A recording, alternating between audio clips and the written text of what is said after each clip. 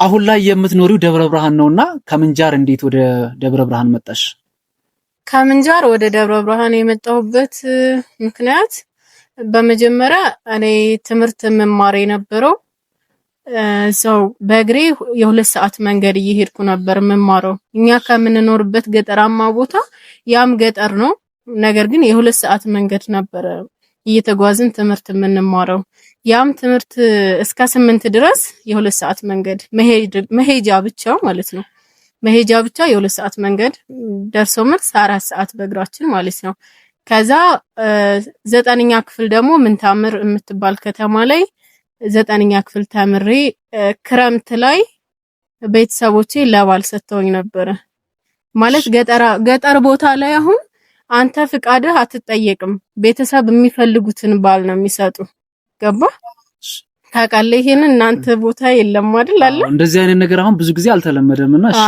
እኛ ጋር ገጠራማ ቦታ እነሱ ለሚፈልጉት እኛ ይሆነናል ለሚሉት አማች ለእንደዛ ነው የሚሰጠውና ለባል ከተሰጠው በኋላ እኔ ደግሞ ገጠር ቦታ ማግባት አልፈልግም ነበር። ባንቺ ፍቃድ ሳይሆን በቤተሰቦች ፍቃድ ማለት ነው? በቤተሰቦቼ ፍቃድ ነው የተሰጠሁት። ፍጥምጥም ይባላል። ቤተሰብ ከሰጡ በኋላ ሽምግልና፣ ለከተማ ሽምግልና ይመስለኛል የሚባለው። ለዛ ደግሞ ሽማግሌ ተልኮ ሰጥቻለሁ በቃ ተረካክበናል ተብሎ ፍጥምጥም ከተበላ በኋላ እኔ ግን ገጠር የመኖር ፍላጎት ስላልነበረኝ 9ኛ ክፍል ምንታምር ትምህርት ቤት ጨረስኩኝ። ክረምት ላይ ቤተሰብ ሳያውቁ ጠፍቼ ምንጃር ከተማ ውስጥ ሄድኩኝ። ከዛ ክረምትን 2 ወር ሰው ቤት ተቀጥሬ ሰራው። ቤተሰቦቼ የት እንዳለው አያውቁም። ቤተሰብ ሲደውሉልኝ አዲስ አበባ ሄጃለሁ ነው የምላቸው።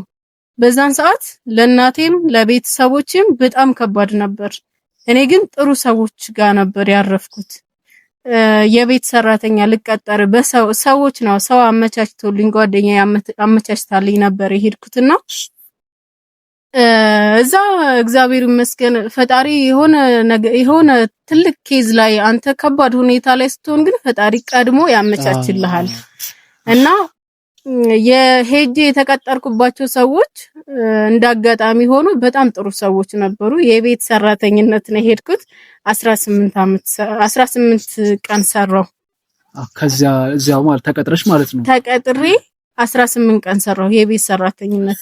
ከዛ የቤት ሰራተኛ ከሌላ ደግሞ ተጨማሪ የፀጉር ቤት ሰራተኛ አለች። እሷም ከኛ ጋር ነው የምትኖረው። ከሷ ጋር አልተስማማንም። እኔ የገጠር ልጅ ስለሆንኩ በጣም ታንቆሽሸኝ ነበር። በቃ ብዙ ነገሮች ያልጠፋባትን ጠፋብኝ ምናምን እያለች ከኔ ጋር በቃ እኔ እንድወጣ ትፈልግ ነበር። ከዛ በ18 ቀኔ ወጣሁ ከሷ ቤት። ዝም ብዬ ከተማውን ብዙም አላውቀው፣ ያው የገጠር ልጅ ነኝ። መደናበር አለ፣ ብዙ ችግር አለ። ገጠር ላይ አድርገሽ ደግሞ ከተማ ላይ ስትገቢ ብዙ ቻሌንጅ አለ። እሺ። ከዛ ቤት ወጣሁና አንድ ምግብ ቤት ሄጄ እባክሽ ስራ ቅጠሪኝ፣ እኔ ባትከፊኝም ካንቺ ጋር ሆኜ ብር ባትከፊኝም ካንቺ ጋር እያገዝኩ የሆዴን የምግቤን ብቻ አግዢኝ፣ ምግቤን ብቻ ቻይኝ አልኳት። ከዛ ችግር የለውም ማረ በጣም ደግ ሰው ነበረች። አጋጣሚ በቃ እሷ ባትበላ ችግር የለባትም፣ ከጎኗ ያለው ሰው እንዲበላ ነው የምትፈልገውና እሺ ያገኘነውን እየበላን የሰራኑን አብረን ሰርተን እንቀመጣለን እንኖራለን አለችኝ። እሺ አልኳት። ከሷ ጋር አንድ ቤት ሆነንና ስለኔ ሙሉ ነገርኳት። እንደዚህ ጠፍቼ ከቤተሰብ ጠፍቼ እንደመጣው ቤተሰቦቼ የት እንዳለው እንደማያውቁ እናቴ በጣም እንደምታለቅስ ነገር ግን እኔ ገጠር ማግባት እንደማልፈልግና ያንን ስላልፈለኩት ወደ ከተማ እንደመጣው ነገርኳት። በጣም አዘነችልኝ። ልብስ ትገዛልኛለች፣ ምግቤን ትችለኛለች፣ ደሞዝ ግን የለም።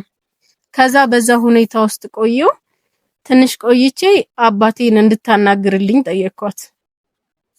አባቴን እሷ እኮ ማግባት አልፈለገችምና ያለችው እኔ ጋር ነው፣ ምንም አይነት ነገር የላትም፣ ምንም አይነት ገንዘብ አልነበረኝም። ከዛ ስወጣ የትራንስፖርት 60 ብር ነበር የነበረች። ከዛ በቃ ብቻ ፈጣሪ ይረዳሃል እንደዚህ አይነት ቦታ።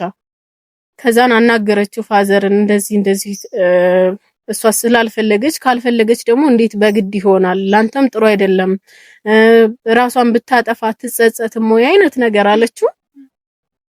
በቃ እሺ እኔ ትምህርቷን ብቻ ትማርልኝ አለ። ትምህርቷን ትማር እንጂ ከዚህ በኋላ አግቢም አልላትም ምንም አይነት ነገር አልላትም፣ ግን ትምህርቷን ብቻ ትማርልኝ አለ። ክረምት አለፈ 2 ወር። ከዛ ክረምት ካለፈ በኋላ ክላስ መስከረም ላይ 10ኛ ክፍል እዛው ምንጃር ትምህርቴን መማር ጀመርኩ። ገደል ግቡ ይባላል ትምህርት ቤቱ። የትምህርት ቤት ስም ነው? አዎ። እሺ እዛ 10ኛ ክፍል ጨረስኩኝና 10ኛ ክፍል እንደጨረስኩ ደግሞ እኔ ትምህርት መማር አልፈልግም፣ በቃ የሆነ ስራ ጀምርልኝ አልኩት። እሺ ለአባትሽ ማለት ነው? እሺ ያው ፋዘር በእናቴም እንዳታለቅስ እሱም ያው ሐሳቡን ታውቀዋለህ መቼም አንድ ልጅ የገጠር ልጅ ወደ ሆነ ከተማ ቦታ ስትሄድ ብዙ ችግር ሊገጥማት ይችላል። ብዙ ነገር አለው። አባቴም ያን ታሳቢ በማድረግ በቃ ምለውን ሁሉ እሺ ማለት ጀመረ። ምንም ምርጫ የለውም እና በቃ እሺ የግል ትምህርት ቤት ላስተምርሽ ተባልኩኝ። የግል ትምህርት ቤት አዳማ ሬፍት ቫሊ ታውቀዋለህ? እዛ ሄድኩኝ። ሬፍት ቫሊ ተመዘገብኩ ምናምን ክፍያ ከፈልኩና ሳያቸው ተማሪዎቹ በጣም ዘናጮች የሀብታም ልጆች። እኔ ታዲያ ማን ነኝ እዛ ትምህርት ቤት መማር? እነሱ እንደሚሆኑት መሆን አትችልም። ኧረ በጭራሽ እንደ ገጠር በቃ ቀሚስ ለብሳለሁ። በቃ ጸጉሬን ራሱ በራሴ ከመሰራት ውጪ ምንም እንትን አልልም። እንደ ከተማ ከነሱ ጋር መመሳሰል አልችልም። ደግሞ ያው የገጠርን ኑሮ ታውቀዋለህ። በጣም አሁን ብዙ ነገር አለ። ቤተሰብን ብር ላኩልኝ እያልኩ ማስቸገር አልፈልግም።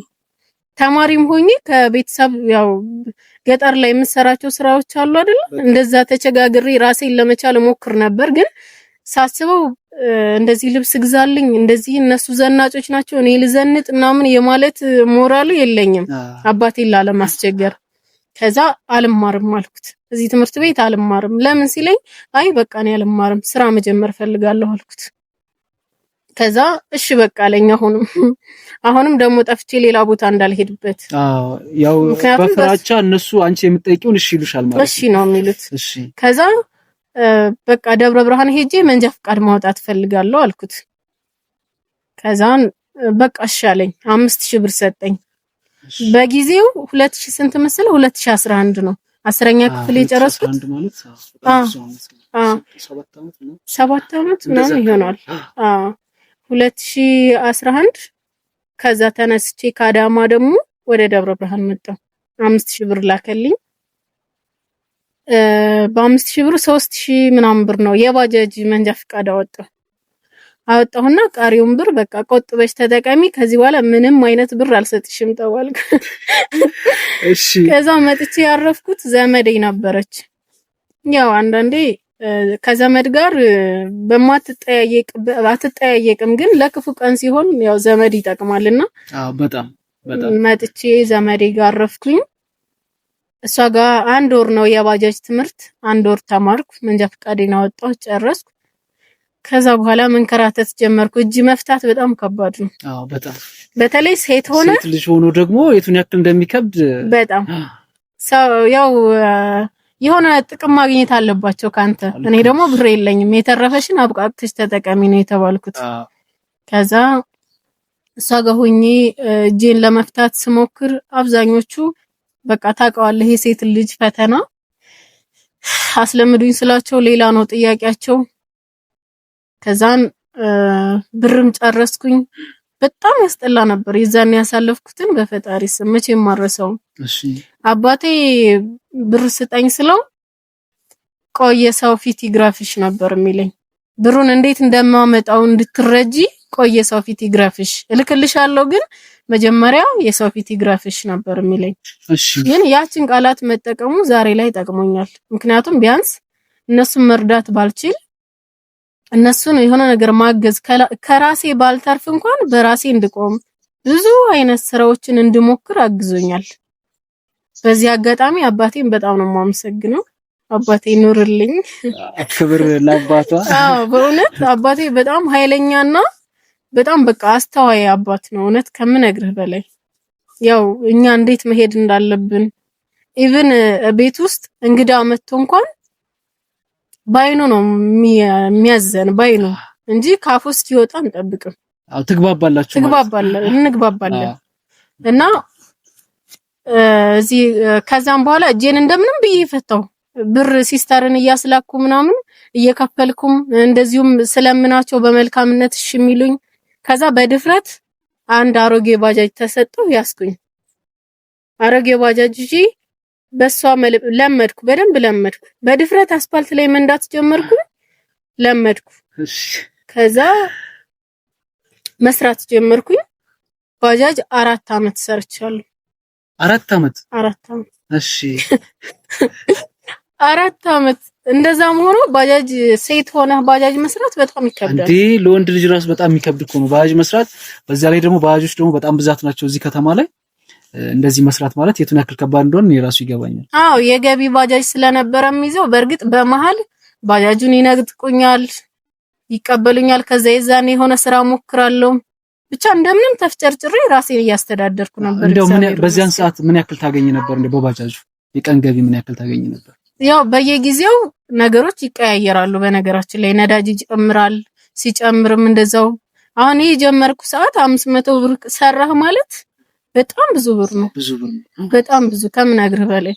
ግን የዛኔ ኑሮም ርካሽ ነው ማለት ቅርብ ጊዜ ነው። እንደ ሩቅ አድርገን ባናስበው ነገሮች በፍጥነት ነው እየጨመሩ ያሉት። ስለዚህ